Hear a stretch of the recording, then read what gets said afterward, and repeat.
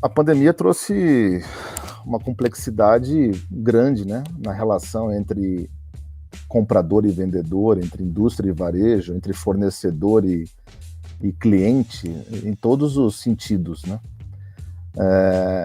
Por quê? Vamos pensar que a pandemia começou em março de 2020. De lá para cá, a gente está falando de 1 ano e meio praticamente, né? Ao longo desse período, a gente foi passando por etapas, né? Então, eu vou dar um exemplo. A primeira etapa da pandemia, março, abril, maio, ali os primeiros 4 meses, né? Nós tivemos um grande boom de venda, assim, em várias categorias. Houve uma correria mesmo, houve uma corrida, porque as pessoas achavam que ia faltar produto. Não sei se vocês se lembram o quanto que vendeu de papel higiênico, né? Nos primeiros meses da pandemia. Foi uma coisa absurda, e chegou a quase faltar, né? Quase não, chegou a faltar papel higiênico, né? Que a indústria realmente reagiu rapidamente e conseguiu atender. No caso, você comentou da empresa que eu trabalho, né? Hoje eu faço a gestão comercial de uma indústria de produtos de limpeza, sediada no Rio de Janeiro, com a marca Desodor, né? O nosso principal negócio é a marca Desodor. Nós tivemos também nesse primeiro começo, na primeira etapa da pandemia, aí, um crescimento bem grande em relação à venda, né, dos nossos produtos. E isso traz uma complexidade, por quê? Porque ninguém estava preparado para isso, né? Nem para queda, como algumas empresas tiveram queda, e nem para o crescimento. Então você tem um estoque dentro de casa, você tem produto acabado para atender uma certa demanda, uma curva, né, de venda, respeitando a sazonalidade, respeitando mais ou menos o crescimento da economia projetado, e de repente você se vê numa situação onde o seu produto começa a girar mais do que devia. E aí você começa a ter desabastecimento no varejo, e aí você começa a ter desabastecimento de canais, né? Então, determinados canais de distribuição você consegue abastecer, outros não. Aqueles que têm estoque então, acabam se privilegiando em relação àqueles que não têm, que trabalham com estoque mais justo, né? E falando especificamente de trade marketing, execução ou operação, você tem um promotor que você tem um custo alocado já nesse promotor que está visitando aquela loja, só que aquela loja passa a vender muito mais do que se esperava, e aí você tem que colocar mais mão de obra naquela loja para poder atender o sellout, né? Ou não, ou de repente faltou produto, o promotor está indo lá, só que não tem produto porque acabou e vai demorar para entregar, só que o seu custo já está alocado, ou seja, aumentou consideravelmente a complexidade, né? E aí nós tivemos outras etapas de acomodação, e agora, especificamente nesses últimos 3 meses, eu acho que o mercado, de uma forma geral, está passando por um momento de retração, né? Pelo menos o que a gente tem percebido, tenho conversado com alguns amigos de vários segmentos e de outras indústrias, a gente visita o varejo, a gente visita a loja, a gente está conversando com os nossos clientes, o consumidor ele ficou assustado, o shopper ficou assustado. Na hora que ele percebeu que as pessoas mais próximas dele começaram a ter problemas de internação e de, infelizmente, até óbito, o nível de preocupação aumentou. Enquanto isso não aconteceu, a coisa era mais ou menos normal, assim, eu sei que existe uma pandemia aí, eu nem acredito muito no que está acontecendo, porque tem muita falácia, tem muita politicagem. Eu conheço um amigo meu que morreu, mas eu tenho um colega lá, não sei de onde, que também parece que morreu, mas ele tinha comorbidade, então acho que foi a comorbidade que fez com que ele morresse, sabe? Então a vida era normal. Eu visitava supermercado, a gente fazia compra, a dona de casa, né? Quando eu falo dona de casa é porque a grande maioria, né, das pessoas que visitam o supermercado são mulheres, né, casadas com filhos, né? Então por isso que a gente acaba meio que definindo como dona de casa, não quer dizer que ela é uma dona de casa. E aí, só que na hora que esse problema começou a chegar perto da gente, né, onde você perde um primo, no meu caso eu perdi meu pai há 20 e poucos dias atrás, não dá nem um mês ainda, aí você começa a falar, chegou mesmo, né, esse negócio é sério, e eu vou ficar quietinho aqui, né? Então, se eu puder comprar menos, eu vou comprar, e se eu puder buscar os outros canais de compra, eu vou buscar. E aí foi aonde surgiu, obviamente, a explosão de consumo pelo digital, né? Pelas compras online, inclusive para produtos alimentícios ou produtos de consumo rápido, coisa que não era muito comum no Brasil. Ô André, só para, desculpa te cortar, mas só para ilustrar o que você está falando aí, eu acabei de ler aqui agora. O e-commerce cresce 72% em faturamento em 2021. Como aproveitar essa onda? Então, acho que vai de encontro a isso aí que você acabou de falar. Exato. Então, o supermercadista, aquele convencional, físico, sofreu. Teve um momento ali que ele se favoreceu, tanto que 2020, invariavelmente, as empresas cresceram. A empresa que eu trabalho cresceu 24% em 2020, né? De venda em relação a 2019, né? Então, a gente teve um crescimento importante, mesmo tendo essas variações. 2021, o primeiro trimestre se comportou bem, o segundo trimestre já não foi tão bem, para a grande maioria. A gente não sabe como que vai ser o terceiro trimestre agora, que começa exatamente agora, né? Talvez com a vacina, tal, pode ser que haja uma certa estabilidade, mas o varejo tradicional offline, de uma forma geral, se ele não está no online, ele sofreu. Né? O que teve de quebra e de fechamento de varejos é absurdo. Né? Só em São Paulo, se não me engano, foram 50 mil empresas que fecharam desde quando começou a pandemia. Né? Então, essa questão impacta diretamente o trabalho do trade marketing, como o trabalho atrapalha e impacta o trabalho de outros departamentos. Houve redução de estrutura, diminuição, né, de contingente, demissões, enfim. Então, foi realmente algo que não estava planejado. Para 2021, as empresas estavam mais preparadas, né?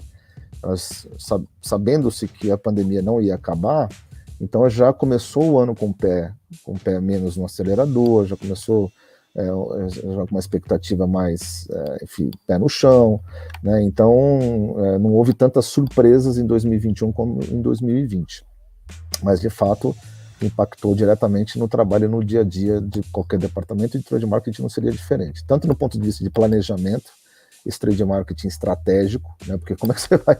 É difícil planejar, né? Como é que você vai ter uma visão, uma perspectiva de longo prazo, sendo que você não sabe o que vai acontecer daqui um mês, ou 2, ou 3, né? O cliente não te atende, né? Como é que você vai conversar, como é que você vai sentar com uma grande conta e desenvolver um plano de negócio se o cara nem te atende, né? Tudo por Zoom e olha lá, né? Como é que você vai levar um produto novo, apresentar uma amostra, né, tentar introduzir um mix diferenciado numa rede, se o cara não pode nem te receber para poder conhecer aquele produto, né? Então houve realmente uma confusão danada. Falando de omnichannel, eu acho que a pandemia, para o digital de uma forma geral, né, para as vendas online, para o e-commerce, ou para as relações sociais, né, a gente vê as redes sociais, o quanto que elas cresceram, né, em todos os sentidos, né, de número de tráfego, número de engajamento, de receita, né? Então tudo que é digital cresceu muito durante a pandemia. E o omnichannel não foi diferente. Então, só para contextualizar e para conceituar, o que é o omnichannel, né? Muita gente às vezes confunde o omnichannel como... Porque assim, se você não tem, o conceito puro se eu não tenho o mesmo preço no offline e no online, e se eu não consigo resolver o meu problema da mesma forma no online e no offline, isso não é omnichannel.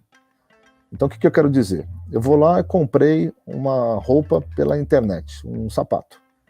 Paguei R$200 no sapato, R$100 que seja.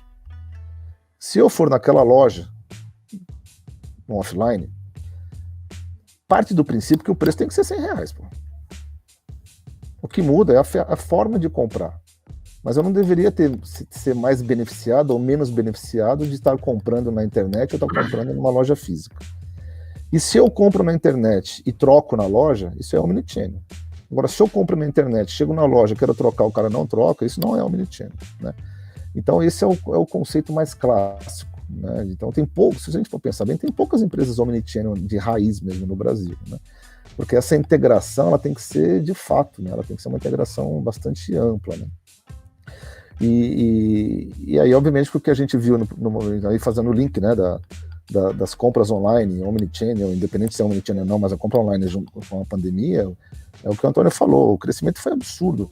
E inclusive em categorias que não eram muito comuns, né? Não era comum a gente comprar alimento na internet, né? Era muito pouco representativo, né? O que se vendia muito na internet, eletrônico, livros, na época que se vendia CD, música, né? Hoje você compra música pela internet, pelos Spotify da vida e pelos iTunes, e antigamente a gente comprava CD, né, pela internet, hoje não se compra mais, né? Mas aí agora você passa a comprar outros produtos também de uso contínuo, né? Produtos de rotina, né? De consumo diário, pelo simples fato de que você está com medo de ir na loja, ou porque você não quer realmente aglomerar, você quer se resguardar, né? Esse é o grande motivador do crescimento do online, né? Agora, para onde vai isso, a gente não sabe ainda. Eu acredito que não voltaremos para patamares anteriores, né? Com certeza o e-commerce, os marketplaces, né? Você pega o que tem de marketplace hoje, né? Então você tem Magazine Luiza vendendo produtos, alimentos, né? Você tem o Carrefour vendendo produtos do Walmart, né? Então hoje o marketplace, cara, virou um grande shopping ao ar livre, né? Onde qualquer um pode vender o que quiser, né? Isso também acabou esse aprimoramento, esse fortalecimento do marketplace acabou também contribuindo para o aumento das vendas online, porque aumentou a competitividade, né? Então antes você tinha poucas empresas que vendiam determinadas categorias e os preços também não eram tão atrativos, né? Hoje tem tanta gente vendendo que aí a competição aumenta e o preço cai, né? Então é muito comum a gente comprar na internet mais barato do que compraria numa loja. Por quê? Porque aumenta essa competitividade. E a nossa capacidade de pesquisar na internet hoje e de fazer esses comparativos é muito maior, é muito mais rápido do que você está dentro de uma loja, né? Porque quando você está dentro de uma loja, você vai numa loja, por exemplo, multimarca, você tem poucas marcas ali dentro, né? Você tem 5, 4 marcas da mesma categoria, mas quando você vai na internet, você tem, além das marcas, você tem inúmeras lojas virtuais dentro de uma tela. Então o nível de competitividade e de comparação aumenta demais, né? E nós somos, trazendo agora para o contexto de trade, nós somos shopper digitais, né? Porque enquanto eu estou na internet pesquisando preço, enquanto eu estou pesquisando o produto, aí eu começo, né, a adotar ali as ferramentas de gatilhos mentais, né, de recomendação, né, de aceitação social, né? Eu olho lá o quanto que aquele produto teve de aceitação no Mercado Livre, o quanto que teve de recomendação. Cara, você é um shopper em potencial, né? Então, trade marketing digital é a evolução do... Já até antecipando um pouco do que a gente vai falar lá na frente, no finalzinho, o futuro do trade marketing passa pelo digital, né? Passa pelo online, né? Porque são ferramentas. Lembra que eu falei que o trade marketing ajuda a influenciar a decisão de compra? Só que ao invés de você estar dentro de um ambiente físico, dentro de uma loja, com uma faixa de gôndola, com um preço destacado de promoção, ou com uma promotora te abordando ali, te convencendo a comprar um produto, você está dentro de um ambiente digital, dentro de uma internet, com banners e com vídeos e com diversos recursos, né? E que o varejo, principalmente o varejo, e a indústria também, passa a vender direto para o consumidor. Então, acho que o preço médio tende a cair, né? Porque você vai diminuindo também os intermediários, né? Hoje, os próprios distribuidores, alguns distribuidores vendem online para os seus varejistas. Então, eu como varejista, como pequeno varejo, eu posso comprar de um distribuidor através de um aplicativo, né? É muito comum hoje, tem vários distribuidores que desenvolveram aplicativos para vender para o varejo, né? E você pega a Unilever e ela vende direto para o varejo através de um distribuidor. Então olha só que loucura que virou isso, né? Por isso que é difícil planejar, né? Para onde a gente vai, né, cara? É muito difícil, porque é tanta confusão, é tanta tecnologia, tanta coisa incrustada nesse ambiente, que nada vai ser definitivo, né? A única coisa que a gente sabe é que não existe mais nada definitivo. Então aquela coisa, tem como você afirmar, falar, não, vai ser assim, ponto, acabou. Esquece, o ponto acabou não existe mais. São reticências, entendeu? Porque não dá para você afirmar mais nada que vai ser desse jeito, porque as coisas mudam muito. O comportamento do consumidor muda toda hora, do shopper, do jovem. Esse jovem que é impactado o tempo todo por game, pela internet, ele não assiste televisão. Quem que poderia imaginar alguns anos atrás que a molecadinha de 10 a 18 anos nem vê televisão, não sabe nem o que passa na televisão. Meu filho tem 14 anos, se você falar para ele, cara, cita um programa da televisão do canal aberto, ele não sabe. Ele não sabe absolutamente nada. E a gente com 14 anos assistia novela, né? Discutia com a nossa mãe sobre aquela novela.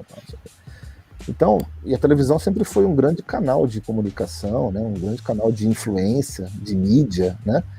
E aí você fala, pô, mas é a internet, será que vai ser a internet? Talvez vão descobrir outras coisas, vão inventar outras coisas, né?